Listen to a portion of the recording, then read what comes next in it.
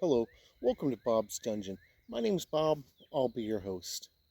And in this video, we're going to look at some more alternate miniatures that you can use for your tabletop role-playing game. I myself really don't use miniatures in my game, but I know that there are a lot of people out there that, for some reason, can't play the game unless they have miniatures. So, miniatures can get pretty expensive for your game. So we're going to look at some alternates that you could use for your game if you wish. Now, the ones we're going to look at in this game, in this video, are some Star Wars miniatures. And they're set up like the little green army man that you used to be able to buy. And when these came out, they were pretty expensive. But they didn't do too well. So when they went on clearance, I bought a bunch of them. And so I've broken them up into a couple of videos. This is the third and last for these particular miniatures that I'm going to do. And this group will consist of the non-rebel and Imperial groups, such as your clones, your Jedi, your droid armies, your Tusken Raiders, and so forth. And it is pretty interesting. So let's go ahead and take a look at these miniatures. Okay, so let's go ahead and take a look at what we got. First off, we'll start off with the Clone Trooper. And he's in white plastic. Like I said, he's like one of those little green army man kneeling for a firing position. They're pretty detailed. We got another Clone Trooper. This one's kind of standing guard, or maybe at attention, displaying his rifle. Here we have another Clone Trooper. Like I said, these, for what they were, are pretty detailed. They were pretty expensive when they were out, and you no longer really find them in stores. You probably find them online or in a flea market. Oop, somehow we got a Snow Trooper in here. He doesn't count. He belongs with the Empire. But I'm sure if you find them online or in a flea market, they're still pretty expensive. Here's another one standing at the ready.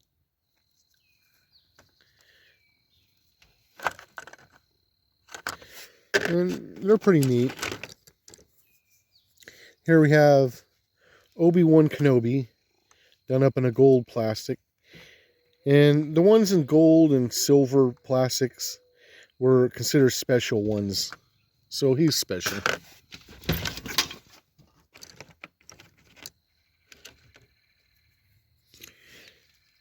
We got Yoda, another Jedi Master. And that's a pretty good Yoda, actually. Done up in the gold plastic.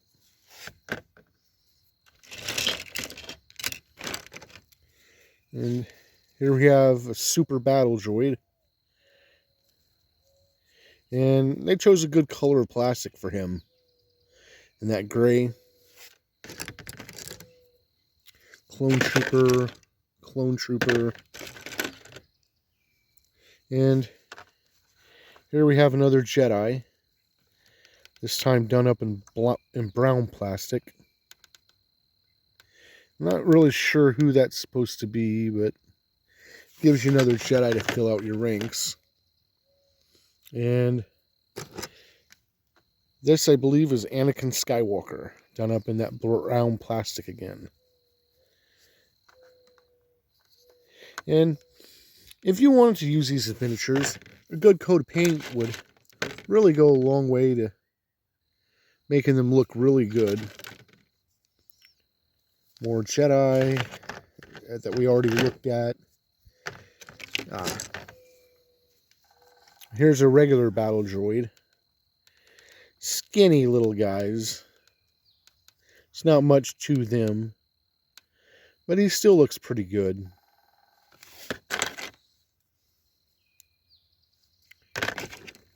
Here's another battle droid done up in a more appropriate battle droid color. And the way that I've stored these guys, they've gotten a little flattened and deformed. But, you know, if I heated them up a little bit, I'd probably put them in position. Yoda. And here we have another Anakin Skywalker done up in that silvery plastic. And he looks pretty good. Super Battle Droid, Jedi, Battle Droid, Jedi. And here's one that probably should have been with the Rebels. And I think I might have had them in the Rebels. But an Ewok. Not really part of the rebellion, but they served a pretty big purpose there in the end. And here's a neat one. General Grievous with his 4 lightsabers and 4 arms. And that is pretty good General Grievous. A lot of detail. If he is a bit skinny. And here's a good one. Mace Windu, done up in gold plastic. And yeah, Mace Windu. Then we have, I don't know why he wasn't in the Rebel set, but here's Luke Skywalker. He should have been with the Rebellion. And here we have a clone trooper done up in gold. And he's pretty cool. Yoda, Super Battle Droid, more clones. And this one, again, should have been with the Empire, but one of the Inquisitors. How I got these so mixed up, I'm not sure, but oh well. Yoda, Jedi, Battle Droid. And this one's really cool. A Tusken Raider. I've got several Tusken Raiders. And yeah, these would be really good if you're doing a game on Tatooine. More clones. And again, should have been with the Rebels. I cannot remember his name offhand, but he was in the show Rebels. Then we have, of course, everybody knows Jango Fett. He's pretty cool. And the galaxy's most notorious bounty hunter, Boba Fett.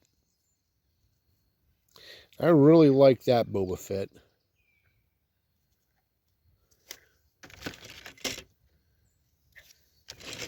More Jedi. I think that's it as far as actual characters go.